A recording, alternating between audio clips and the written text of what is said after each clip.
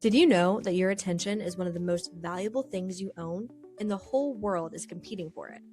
In today's episode, we're talking about distraction, focus, and what it looks like to be truly intentional about where your mind goes. Because where your attention goes, your life follows. Let's get into it.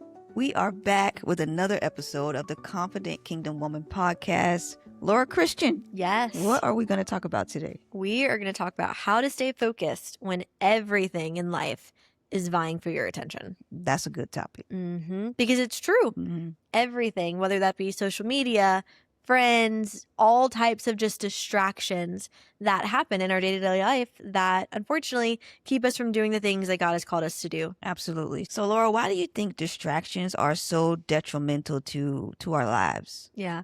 I think first it's because distractions are strategically engineered. And they're not coming just to cause a little bump in your day, but it's coming to literally just steal your time. Because time and focus, like those are the most valuable assets that we have, right? It's the only thing that we can truly control in this life to an extent, obviously, is our time and what we do with it.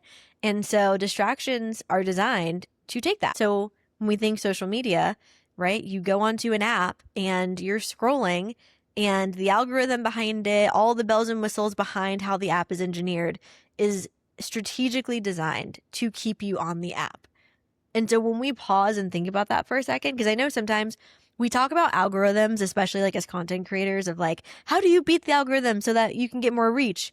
Okay, as consumers, we have to realize that the algorithm is not working in our favor, right? It's working to keep us busy. It's working to keep us attached. It's working to keep us so concentrated on consuming that you look up and like 30 minutes of your life has gone by and it doesn't feel like 30 minutes, but that's 30 minutes you can't get back. So we have to pause and realize that most of the distractions that we deal with are coming truly just to take the one commodity that we all have, and that's time.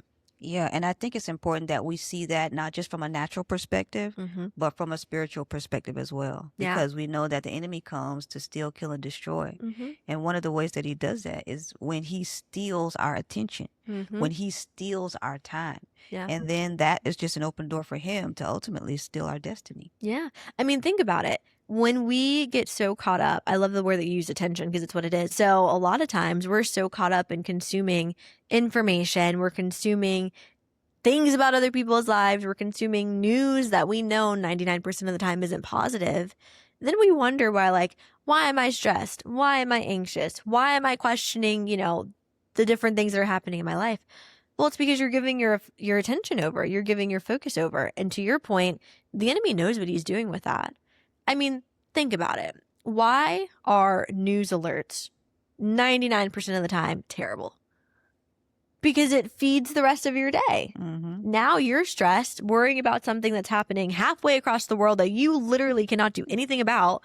But now your kids are making you frustrated. Your coworkers are making you frustrated, all because you are stressed about something that does not impact you. Now, it's good to know, great to pray, but once you pray, you got to move on. Yeah, this is so important. This is more important than I thought, because we have to think about what seeds are being sown when we are allowing ourselves to be consumed with this content, and social media is not the only distraction. No. But it's one of the most engineered distractions that we are faced with today. And so I think one of the first keys to not being distracted is to understand how detrimental distraction really is. Yeah. Because not only is it taking you away from the things that you need to be consuming, but it is sowing the wrong seeds into your heart. Whether you realize it or not.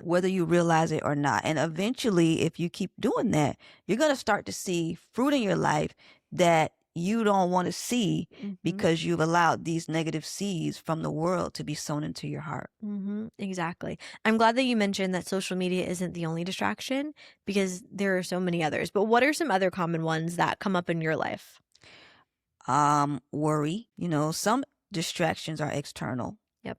But there are also distractions that are internal. So I think worry and anxiety can be distractions. I think certain people can be distractions. And I think one way to discern if something is a distraction or not is, what is it producing in your Yeah. life?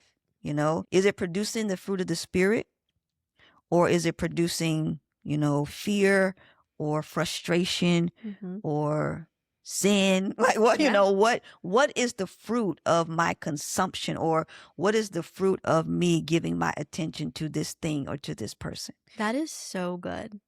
I didn't think about it in that perspective, because you're right. Like, we're always supposed to be producing. There's countless scriptures in the Bible that talks about the production, right? Fruit production, like whether it be, Jesus is the vine, we are the branches. Like, hey, he prunes any that don't bear fruit, right? Or even when the parable where he talks about, like, hey, do business till I come. Like, there's something we're supposed to be doing and producing in our life. And that is the one thing that distraction does, is it kills off your productivity and it keeps you from actually producing anything. Ooh, that's good. That is so good. Mm-hmm. So, what are some of the ways and strategies that you use in your own life to kind of avoid being distracted? Mm-hmm.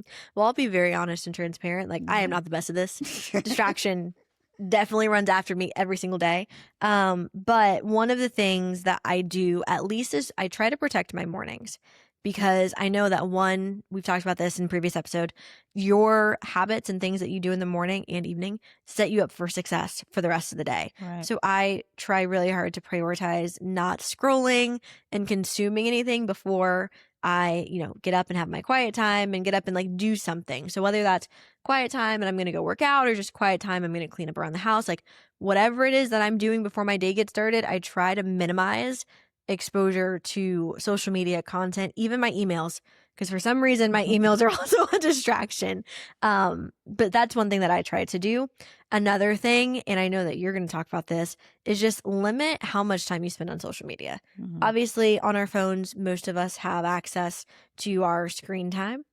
If your screen time is more than just a couple hours a day, I would just highly recommend you question yourself. Don't know where the country accent's coming from, but just, pause and realize may not be the healthiest thing. Mhm. But access to, unfortunately, technology to show you where you're getting distracted at in your day. I know that's what I do. I have an app called Stay Focused that I use that allows you to block the apps. Mm-hmm. And if you put it on strict mode, you can't unblock it.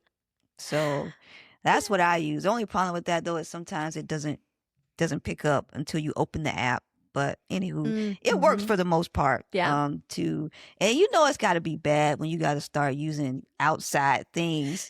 Yeah.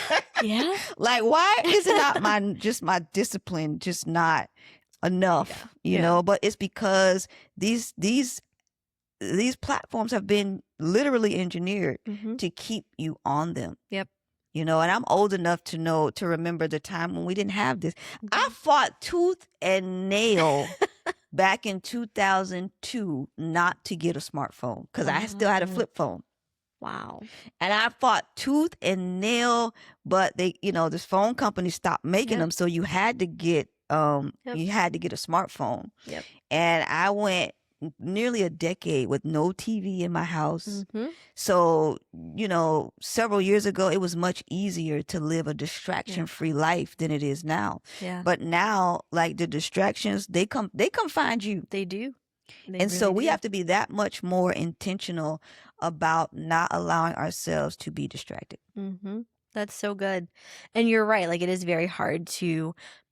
The argument that I will say developers and technology give us is that technology provides conveniences to our life. And it does. I will agree with that. But at what point are these conveniences also taking so much from our daily life without technology? I don't know about you guys, but I'm not gonna let this keep happening. I gotta break the cycle today, because Yeah. it's a lot of times you'll find yourself looking at stuff you're not even really interested in. No. You don't even really But you're care. just consuming it. And Yeah. like you said, you don't know that these things are planting seeds. Right. And so then when some type of fruit is produced, you're like, where did that come from? Exactly. Like, why is that a thing in my life? But, Mhm. at the end of the day, we are responsible for the time that we have. Yep. And so we have to be intentional. I thought about another key that can also help with breaking the, phone addiction, social media addiction, distractions, Fasting. You said a word. That right there, one of the main reasons why is because God knows we are easily distracted. Yep. But fasting helps to break those habits and those strongholds. And if it's not something that you practice frequently, I'm not saying you have to do, a 40-day fast every 40 days, but I am saying question some of your habits and realize, you know what, we may just need to take some of these to God. We may need a fast to actually get breakthrough in working through some of it. Yeah, you just reminded me I'm supposed to be starting to fast soon. There you go. Yeah. So I have a question. Yes. I don't know about you, but like there have been times when I have found myself looking for distractions. Yeah. Because there was something that I wanted to escape from or something that I wanted to avoid. Yep. I don't know. What are your thoughts on how we can even overcome those moments when we find ourselves looking for distractions because there's something else that we are trying to get away from? Yeah. So first, totally guilty. So guilty to the point that I did not buy a planner this year. Really? For the first time in like 5 years. Not even 5 years, maybe like 8 years. I only bought like a spiral to-do list. Okay. And so every day I have space for it to do. At the top of every day are the 3 things that must get done today. And then at the bottom is the rest of the to-do list. How many times have I gotten the rest of the to-do list at the bottom done and not the 3 things at the top? More times than I'd like to admit, including yesterday, the day before yesterday, the day before that. So I say all that to say is you have to make a conscious decision that if there's something that I need to get done, actually, I don't know if you've heard of this analogy, but it's like the big rock analogy that they use in like corporate, where if you're going to fill a jar and you got big rocks and little rocks, how do you fill it? And it's you put the big rocks first. Because if I fill it with a bunch of little rocks, I'm not going to have space for the big rocks. Right. But if I fill it with the big rocks first, the little rocks can fall in places that the big rocks can't, right? And so it's the idea of every day, choose something, 1 thing, 2 things, not many, that you know need to get done today. And then do them. And the key is do them early. Do them in the beginning of the day, do them at the start of your day, but do not do anything else until you get that done. And here's the thing. Sometimes we overestimate how difficult those tasks are going to be. And so we're in this place of dread where we're dreading for whatever reason. It could be any number of reasons, but we are dreading this particular thing that we need to do. And so that's where we start to look for those distractions. But I think a lot of time that just comes back to what is the conversation that we're having with ourselves about this particular task. Yep, exactly. And so we have talked ourselves out of getting it done, doing this thing that we know we need to do because we wrote it down. Yep. So we know it needs to get done, but we have just convinced ourselves that it's going to be something hard or that it is, going to take forever or whatever. And 9 times out of 10, if you just do it, get it done, boom, it's over with. You can move on to the next thing. So not to get super deep, because it's not my thing, but personal moment that I can share is something the Lord has been revealing to me that has taken a long time. And when I say long, like the last few weeks for me to settle with, is a lot of the issues that we truly have are rooted in pride. And particularly when it comes to distraction, it's rooted in the prideful thought that you have more time. And you don't know that. Right. We are not the author of time. We don't get to decide how much time we have on this earth. But a lot of the times I don't get those few top tasks done because I can say, oh, I'll just do it tomorrow. Right. To a certain degree, that's pride. You don't know. And so we have to be, what's the word? Stewards of our time. We have to be good stewards of our time. And if there's something that you need to get done, if there is, for whatever reason, whether it's spiritual, natural, regardless, but if there's something that needs to get done, why not be a good steward and get it done? Right. Because that's where the distraction is coming. The distraction is coming to keep you from doing what you're supposed to be doing. Absolutely. It's tough. That's really good. I think here's our challenge this week. Our challenge this week is do the hard things. Mm-hmm. First. Do them first. Mm-hmm. And they're probably not even hard. No. It's just our flesh doesn't want to do it. Mm-hmm. Okay, so they're not even hard. And why don't we want to do it? Because once we do it, we get it done and we're like, oh, that wasn't that bad. Exactly. But why don't we want to do it? I don't know. I don't have an answer for that. I'm not a psychologist. I would love to know. If anybody knows, please put it in the comments because I would love to know. But it's kind of like the idea of like I told you this morning, I got up and went to the gym. Was at the gym at 5:45 on a Saturday. Not where I wanted to be. I woke up and was like, I really don't want to go. I went anyways and had a great workout and came back. And I've said it multiple times. I'm so happy that I went. But I didn't want to. And that's usually how it happens. Exactly. That thing that we don't want to do, once we get it done, we're like, man, that was great. Mm-hmm. And I think the other thing we have to keep in mind is, remember, a few episodes ago, we talked about that 5-year, 10-year, 20-year. Yep. Okay? So if we want to actually be where we see, where God has shown us 5, 10, 20 years, it's going to require us over that time frame, okay, consistently doing the hard things. You know, one of my confessions is I have to get back to this is I do what needs to be done when it needs to be done. That's good. That's what I have to constantly tell myself. Yep. And then we got to do it. Mm-hmm. So we cannot continue to allow ourselves to be led by how we feel all the time. Mm-hmm. See, this is growing up right here. This is growing up right here. That because a lot of times that's exactly what it is. I don't feel like it. Yep. And so we allow ourselves to be led by how we feel in the moment. Yep. Not allow ourselves to be led, number one, by the Spirit, but number two, being led by the vision that God has given us. Mm-hmm. You know, where the scripture says that where there is no vision, the people cast off restraint. Yep. And so it's the vision that keeps us restrained. It's the vision that keeps us disciplined. It's the vision that keeps us on track so that we can look back and say, man, I ended up in the right place. Exactly. That is so good. And if you have not watched that episode, make sure you go back and watch that episode. Yes. But it truly is. It's a lot of the distractions come because we know we'll get caught up in feelings, even good feelings, right? Like I will sit there and, doom scroll on Instagram and I think I'm having a great time because I'm laughing. And then I give my excuses. Well, laughter does the heart good, like body good. We're good. Not a scripture. Like it's a distraction. Like we have to be good stewards of everything God has given us, including our time, our attention, and our focus. And that these distractions are not harmless. Right. They're not cute little things. We have to start changing the way that we look at it because time is going. It is. We're already almost halfway through the year. Yep.